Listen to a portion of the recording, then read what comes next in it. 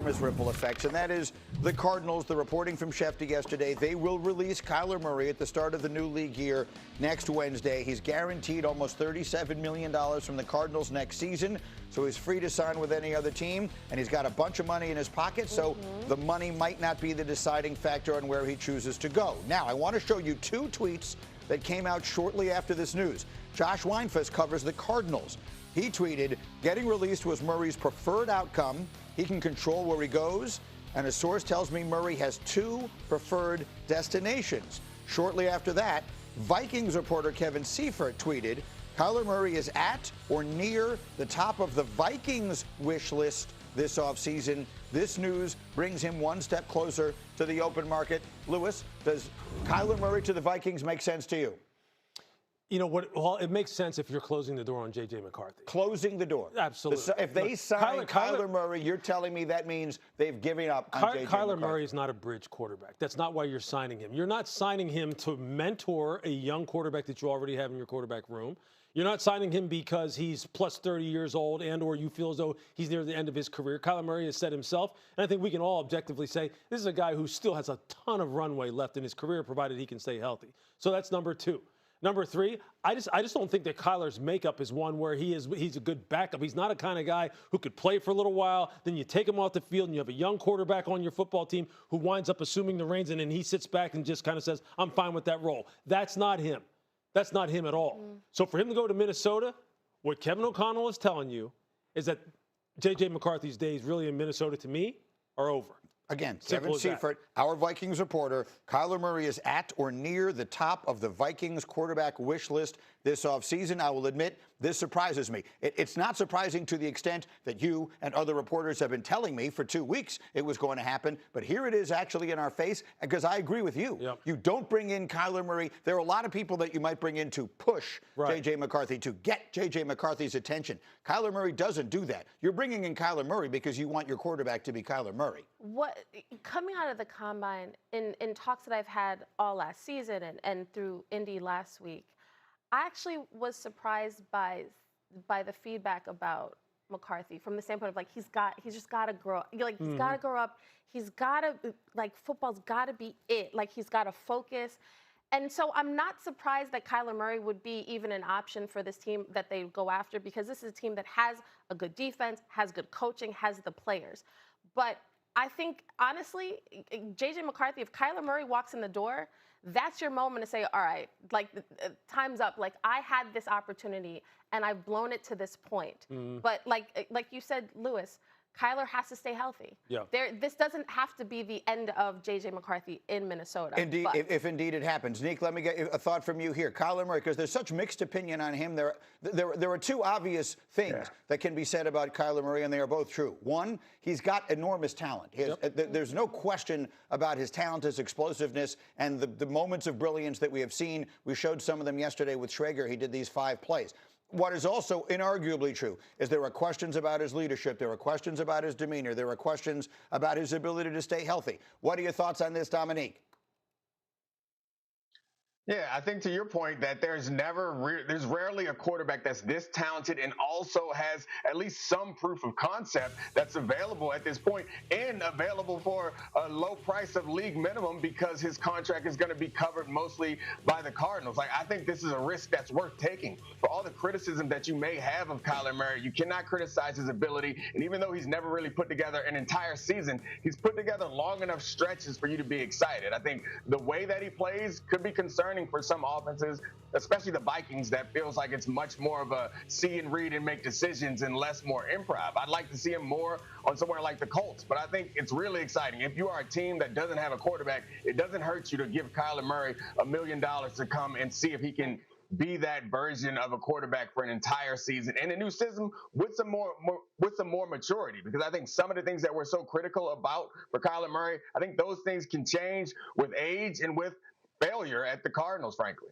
That's certainly possible. That would be the best case scenario, I think, for whatever team winds up acquiring him. Lewis, if we were to make a list of teams that are quarterback desperate, the Vikings wouldn't be on them. They just drafted a quarterback high recently. There are the Jets. There are the Steelers. Yeah. There are others, maybe the Dolphins, if and when they release Tua. Yeah. Do you expect some of those teams? We heard the tweet that said that he's got a list of 2 teams that particularly interest him. We don't know if Minnesota is one of those teams. Do you expect the quarterback needy teams to be coming to him with big contract offers, something much more substantial? Absolutely. I absolutely do. Because of all the reasons that we just laid out, because of the fact that he still is only 28 years old. He still is, when healthy, and I understand. But look, teams, because of the quarterback position is always a supply-demand-driven market. The supply never really meets the demand anyway. You know that there are going to be teams that are going to extend themselves to try and get this young man if the need is that desperate. It is desperate in New York. It is desperate, quite honestly, I believe still in Pittsburgh, regardless of what Aaron Rodgers decides to do. They need to find a longer-term option, not a year-to-year option in Pittsburgh, and Kyler can give you that. So, yeah, I do think that those teams will still be in the market right here. Minnesota's just interesting to me. So I'm just telling you, Kyler's looking for a home, not a place to just stop over for a year or two.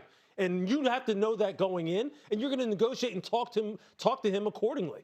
And for JJ, that to me dispels the end to me. It just spells the end if he goes there. If that winds up happening, should we expect this to happen fast? League year starts. Legal tampering, which once again, I throw this out every single season, my pet peeve. There's no such thing as legal tampering. If it's legal, it's not tampering. So for all that, I'm going to call it what it is. Free agency starts Monday. Should we expect news on Kyler Murray quick? I would think so, especially if you're a team like the Jets. The Jets, the first domino has to be quarterback. Otherwise, you have no idea what the rest of your draft and free agency plans look like. So I would think quarterback is the main piece for a lot of these teams. I was living in a world yesterday where all of a sudden I'm inundated with people telling me the Jets are going to trade all 5 of their first-round picks to move up and get Fernando Mendoza. That's not a world I want to live in. Coming up, a star pass rusher, that and more as we get up with you starting right now. Here we go. I haven't seen Kmart in what feels like a half a lifetime. Kimberly Martin's ready to roll. Lewis is in here and ready to roll. We'll have Dominique Foxworth with us. Full hoops with Shanae and McMahon on the way. Jam-packed get up. Let's start by running the hurry up following a very significant news day around the NFL yesterday. Kmart had started with the Colts placing the transition tag on Daniel Jones. That's a $37.8 million one-year tender that will allow the team to match any offer sheet that Jones might sign with any other team. This is a player who, of course, tore his Achilles in early December. What impact did that have, Kmart, on the way this all played out? I mean, from a leverage standpoint, this is a guy who's coming off an injury. He's not going to be ready for the start of the season. And so you're looking at the Colts who, before the injury, Daniel Jones was balling. And now a lot of teams, if he had hit free agency, or the Colts would have said, this is our guy for sure. Now they're going to run the risk. They put the transition tag on him and hope that he comes back. But this is a team that had really high hopes with this guy. What is your sense here, Lewis, of the possibility? Again, the transition tag, right, is different from the franchise tag. It leaves the door open if there's another team out there that's really interested. Should we expect another team out there to come make a play for him? I think what the Colts are telling you is that they don't necessarily expect the market to be that strong. Right. Because they're saying, hey, look, you know what? If you can go out and set the market a little bit higher than maybe what we anticipate it being, we hold the right of first refusal. Let's go ahead and match that offer. But we're going to save some money here by not putting the franchise tag on you. We're going to bet on maybe the fact that you're probably not going to be ready. The market isn't going to be that strong. We're going to get you at a price that maybe we like. They're kind of setting the floor right now as far as where they probably view him from a long-term contract standpoint. They don't view him as a $48, $49, $50 million a year quarterback. That's clear. Otherwise, you would have put the franchise tag on him. Or you would have been trying – I mean, you're still trying to negotiate a long-term deal anyway. What if another team came in and said, we're going to pay him a ton of money?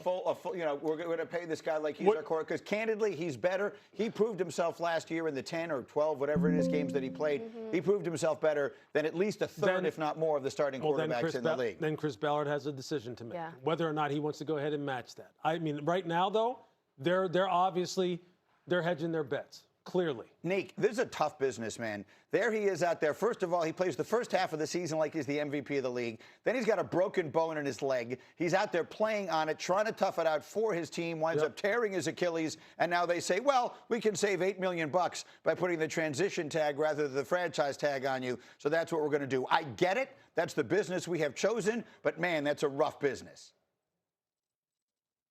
Yeah, but I mean, it happens time and time again, and I think it's always should be a message to players, but the message doesn't get through because we are the way that we are. And you want to be out there for your teammates. You're going to play through this stuff and never quite get rewarded exactly the way you deserve. But I also think that it's kind of a risky roster management move. You have a quarterback that you believe is going to be your quarterback for the future. Right now, in a situation where you can negotiate with him, then you put him on a tag, which puts yourself in a position where you're rooting for him to do well, but not that well.